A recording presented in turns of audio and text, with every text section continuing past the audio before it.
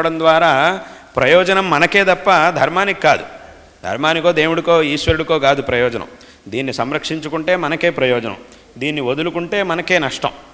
కాబట్టి దీన్ని అందరూ కూడా చక్కగా తెలుసుకొని ఈ ధర్మాన్ని ఆచరించాలి. యథావత నేను చెప్పొచ్చేది ఏమిటి అని అంటే, ధర్మాన్ని అందరూ కూడా శ్రద్ధగా ఆచరించాలి.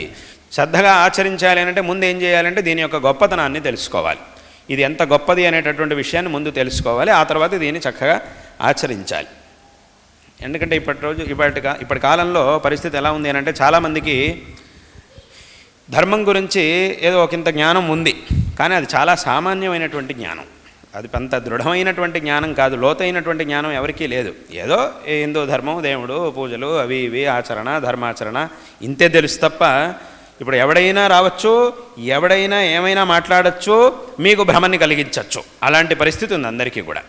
ఇంత చిన్నప్పటి నుంచి ఇంత బతుకు అంతా దీని ధర్మ మార్గంలోనే ఉన్నా కూడా ఎవడో ఒకడొచ్చి ఏదో మాట్లాడాడు అనగానే వెంటనే మన బుద్ధి మారిపోతుంది. చాలామంది బుద్ధి మారిపోతుంది. ఏమిటి, ఓహో అయితే వీడు చెప్పిందే సరేమో, మన ధర్మంలోనే తప్పులు ఉన్నాయేమో అని అనుకునేంత పరిస్థితిలో ఉన్నారు. ఎందుకు అలాగా అనంటే, దీని గురించి దృఢమైనటువంటి జ్ఞానం లేకపోవడం వల్ల. దృఢమైనటువంటి జ్ఞానం ఉన్నది అనంటే, ఒకవేళ అప్పుడు ఒకడు కాదు 100 మంది వచ్చినా 100 సార్లు చెప్పినా మనం వాడికి సమాధానం చెప్పుదా, నోర్మై నువ్వు ఏం చెప్పాల్సిన అవసరం లేదు, నువ్వు చెప్పక్కర్లేదు, మా ధర్మంలో ఏముంది, దీని గొప్పతనం ఏమిటి అనేది నువ్వు చెప్పక్కర్లేదు, దీని గురించి మాకు తెలుసు, అలాగే నువ్వు అనుకుంటున్నట్టుగా ఇది కాదు, నువ్వు అనుకుంటున్నట్టు కాదు, దీని విషయం ఇది అని మనం స్పష్టంగా చెప్పగలుగుతాం.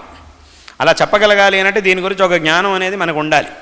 అది లేదు కాబట్టి ఇవాళ రోజున ఎవడో వచ్చి ఏదో 4 ముక్కలు నేర్చుకొని వాడు ఏదో చెప్పంగానే వాడు చెప్పిందే సరేమో, నేనే తప్పుగా అనుకుంటున్నానేమో అని భ్రమలో పడుతూ నెమ్మదిగా వాడి వైపు ఆకర్షితులం అవ్వడం అనేటటువంటి పరిస్థితి వస్తుంది.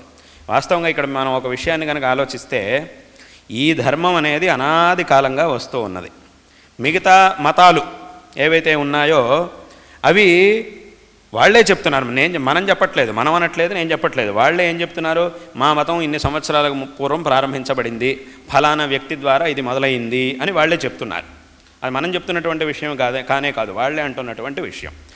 అంటే అక్కడ ఏమైంది, వాళ్ళు ఇక్కడ ఒక విచిత్రం ఏమిటి అనంటే, మా మతం ఇన్ని సంవత్సరాలకు పూర్వం ఫలానా వ్యక్తి చేత ఆరంభించబడింది అని కూడా వాళ్ళే చెప్తారు. మళ్ళీ వాళ్ళే ఏం చెప్తారు అంటే, ఈ మతంలోకి వస్తేనే, ఈ మతాన్ని ఆచరిస్తేనే నీకు మంచిది, లేకపోతే నువ్వు నాశనం అయిపోతావని కూడా వాళ్ళే చెప్తూ ఉంటారు. రెండింటినీ చెప్పేది వాళ్ళే. ఈ రెండు మాటల్ని చూసినప్పుడు పరస్పర విరుద్ధంగా ఉన్నాయి. అంటే మరి ఇప్పుడు వాళ్ళ మతం ఏదో ఫలానా సమయం నుంచి మొదలై ఉండొచ్చు, కానీ అలాగని మనుషులు ఎప్పటి నుంచో ఉన్నారు, చాలా పాతకాలం నుంచి ఉన్నారు. మరి వీళ్ళ మతం రావడం కంటే ముందు ఉన్నటువంటి మనుషులంతా మరి ఏమయ్యారు, వాళ్ళ సంగతి ఏమిటి, వాళ్ళ గతి ఏమిటి, వాళ్ళకి ఏం జరిగింది, వాళ్ళకైతే మంచి జరగలేదు అని అర్థం. దీనికి వస్తేనే, ఇన్ని సంవత్సరాలకు పూర్వం పుట్టినటువంటి ఈ మతంలోకి వస్తేనే వాడికి మంచి జరుగుతుంది, లేకపోతే వాడికి నాశనం అయిపోతాడు అని అన్నట్టయితే, అప్పుడు అంతకుముందున్న వాళ్ళందరూ కూడా నాశనం అయిపోయారు. మన వాళ్ళు మాత్రమే కాదు, వాళ్ళు కూడా అంతేగా, వాళ్ళు కూడా నాశనం అయిపోయారు అని అర్థం. కాబట్టి కానీ మన ధర్మం అనేది అలాంటిది కాదు, ఇది అనాది కాలంగా వస్తున్నటువంటి, అందుకే దీన్ని సనాతన ధర్మం అని అన్నారు.